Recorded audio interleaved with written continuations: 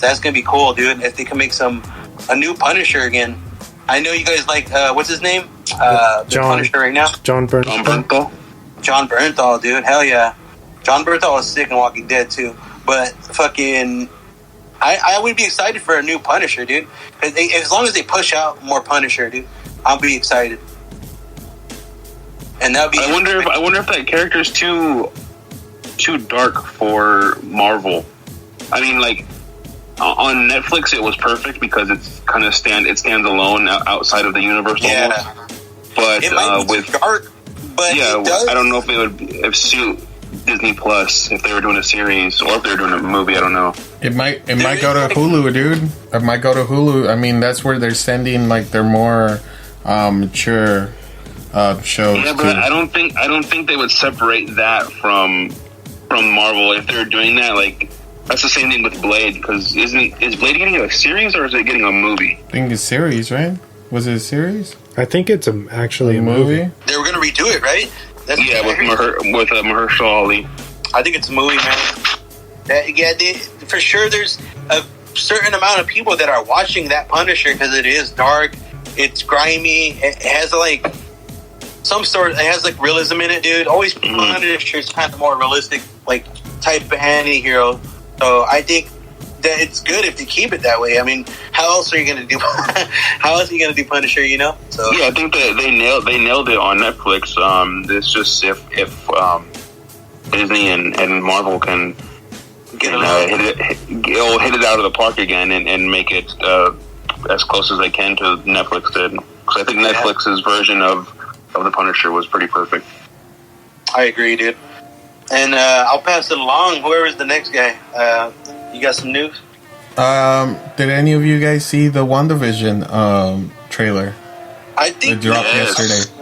I saw artwork though. It looked pretty amazing. Like they're going. It looks awesome. It looks like a really good complete series. I don't know if that makes sense. It looks very not what Marvel goes for, and it seems very off the wall, which I love. Yeah. This is going to be their first Disney Plus series, right, to come out, or is it Winter Soldier? I think this one might come out before Winter Soldier.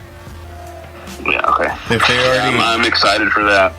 It's good that they're not releasing it like series is too fast, because I think Disney Plus, if they did a lot of stuff, dude, everyone's gonna watch it already and then kind of be done. Because I'm already kind of like, I'm just waiting for like Mandalorian or something. Like, so it's good that they keep us on edge, like with one series at a time. You know what I mean? It's good marketing. Disney knows what they're doing.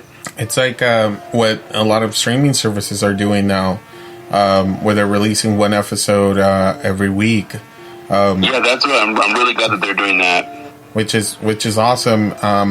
I know for some people it's annoying to for them to wait that long, but I mean that's what we used to do back in the day. We used to wait every week, one day out of the week, and we used to watch a show. That's how it was, you know. Yeah, true. And we've gotten spoiled to that we have a whole season right in front of us, just waiting for us to have it, you know. All right.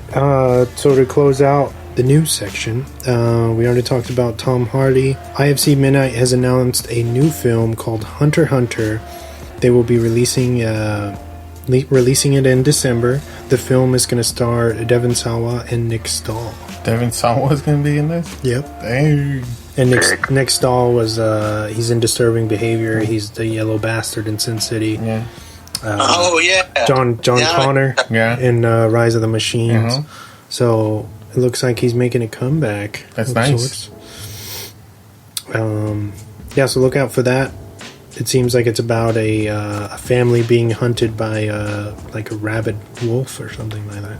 Wow. The highly anticipated Antebellum film was released on VOD this past weekend, and with that came an unusual red carpet premiere at the top of the parking structure of the Grove in Los Angeles, as a drive-in experience was set for guests to watch the film from the safety of their vehicles. Nice. And you said you saw that one, right, Wes? Yeah, I was going to get into it a bit for our recommendation. What's the gist? Oh, okay. What's the gist of that movie? You gotta wait for the Rex, bro. Gotta watch it. You gotta wait for the Rex right now. And now it's time for the weekly recommendations. All right, so we cycle back around to James. What do you got for us this week? Actually, I have nothing. I haven't watched anything new this week. Been extremely busy. I restarted rewatching the cooking show called The Chef Show with John Favreau. He's in that. Director of The Mandalorian, the first Iron Man movie. He plays Tony Stark's butler or chauffeur, whatever he is. Check that out. If you enjoy cooking or you want to get some new ideas on what to cook, which I love cooking, check it out. It's also cool because he has celebrity guest stars on there that have their own personal favorite homemade dinners or snacks or whatever that they want to do, and they show you how to make them as well. Seth Rogen, Gwyneth Paltrow, a lot of people have been on there, so just check that out. It's really fun. Nice, man. Healthy eating, dude. I wouldn't say it's always healthy, but no, okay. But it's definitely tasty, so check that out. All right. I guess it goes to me. Since it's spooky time, and I think I've wrecked this before, but I'm going to wreck it again because it's still on Netflix. It's the spin-off movie of VHS's Siren. It's from 2016. It runs at 1 hour and 22 minutes. It's still on Netflix. This movie's crazy to me because you know me, I like crazy stuff. And pretty much I like this movie because it not to get all Seth Rogen, but in this movie, it's wild, it's creepy, hoary, but they also do shrooms in it, dude, so it's fucking wild, dude. And like imagine like creepy horror stuff and like fools are flipping out like at like some dark strip club. It's fucking wild, dude. Like I recommend it if you haven't seen it. I don't know how many of us, if any of us seen it, but maybe Wes has.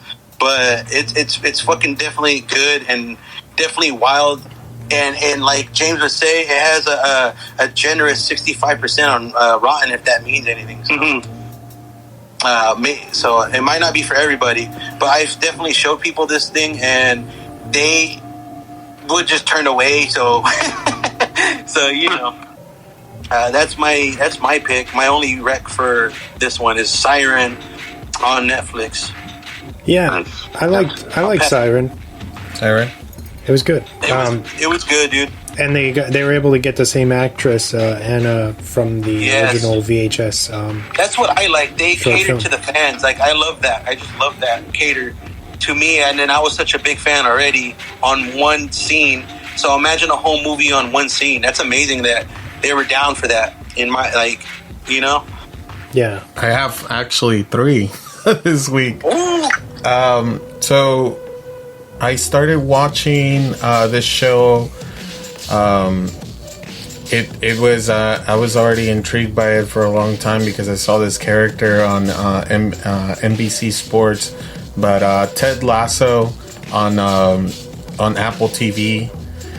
If you guys don't know, Ted Lasso is a made-up character by this guy. What's his name? Jason Sudeikis, yeah. And he is given a premier. He is a football coach and an American football coach that's given a chance to coach an English Premier League team. And you see the wacky stories. It is a fun ride, and it also is an emotional ride and a growth ride show. Definitely go check it out if you're able to watch Apple TV. Definitely good to watch. Funny. You can watch it with everybody. Another one is one they dropped on Friday, and it's Camp Cretaceous on Netflix, which is the animated series that connects Jurassic Park and Jurassic World. It's more like an extended part of Jurassic World, like another separate story. It's definitely an animated cartoon, but there's nothing G about it. It's really PG, so it does carry a lot of like kills and stuff like that. I don't want to spoil all the rest of the stuff, but it's definitely a well done show. Really, the stories were really good, really well done. It really does pace kind of slow in the middle, but it does pick up at the end. But definitely go check it out if you can binge watch that. I think the episodes are like 30 minutes long. I'm not so sure, but definitely go watch that. And then another one that I really didn't want to wreck, but I was telling Wesley about, and the guys, The Love Witch, which is on Amazon Prime, I believe, because I watched it on Vudu. And then I watched it on Amazon Prime as well. You said The Love Witch. Nice. That sounds interesting, dude. It is a with an acquired taste for moviegoers. If you want to watch it, it very different from the witch we're going to talk about in the main focus. Yeah, it is very interesting. If you like those 70 kind of cheesy horror movies, this is definitely one to watch. It came out in 2016. If you're interested, like I said, if you're interested into the 70s kind of like late 60s looks of movies, then you'll definitely enjoy this. But those are my 3 recs. Nice, man. Nice. Once again, I'll close out. I got two. The first one is a Hulu original show called Pen 15. It's available to watch right now. It's got 2 seasons. Basically, it follows 2 33-year-old comedians, Maya Erskine and Anna Konkle, basically reliving their middle school experiences. It's weird. It's super weird. So basically, these two, they're acting as if they're middle schoolers, and they are clearly in their 30s. And it's super, like, the level of commitment and detail is so goddamn relatable to this, because we all grew up in this takes place basically as if you're a middle schooler in the beginning of the 2000s. Oh, wow. You know, so you got like Backstreet Boys and Britney Spears and and even like the alternative rock that was big back then, Sugar Ray, Lit, like all of these crazy music references that really just, it's like a blast from the past, and it's super charming, and especially because it's for mature audiences, they really don't hold back, and it's super weird and enjoyable. Especially the episodes are like, you know, just 30 minutes long, so I've already breezed through the first season. I think season 2 came out recently, so I'm excited to dive into that. There's a certain episode that's dedicated to the film Wild Things, where they like all get together just to watch that movie, and it's so hilarious that they wrote that, dude. What was it called again? The series? Pen 15. So it's like a play on penis, like how you would write penis. 15, yeah. Okay. Exactly. Yeah, on Hulu, man. Hulu. Specifically, specifically on Naris. Check this out, because I think you'll love it. It's so weird. Alright, I'll check it out, dude. And then my next one is like the polar opposite of that show, Antebellum. Obviously, it came, as I said before in the news bit, it came out this past weekend. Unfortunately, only on VOD. No theatrical release for this one, as it was supposed to pre-pandemic. So the weird thing about this film is the fans are very split down the middle. It seems 50-50. You either love it or you hate it. There's no real middle ground.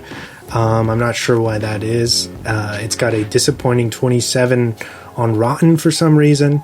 I did drop the $20 and rent it and watched it, and I love this, and I think it's kind of criminal, the amount of people that are saying that this isn't a horror movie, because if this doesn't make you cringe for people of color in America, then you should reevaluate maybe yourself a little bit. It's more like in the vein of Us or Get Out, like kind of social issues like style of horror, which I guess makes Americans uncomfortable, unfortunately. But it's like, yeah, that's a real thing that people go through. And this, obviously, I don't want to spoil what it's actually about, but this definitely tackles some crazy issues, and it does it in the vein of M. Night Shyamalan. Like, if M. Night Shyamalan did a horror movie, he would have done Antebellum, and I 100% believe that.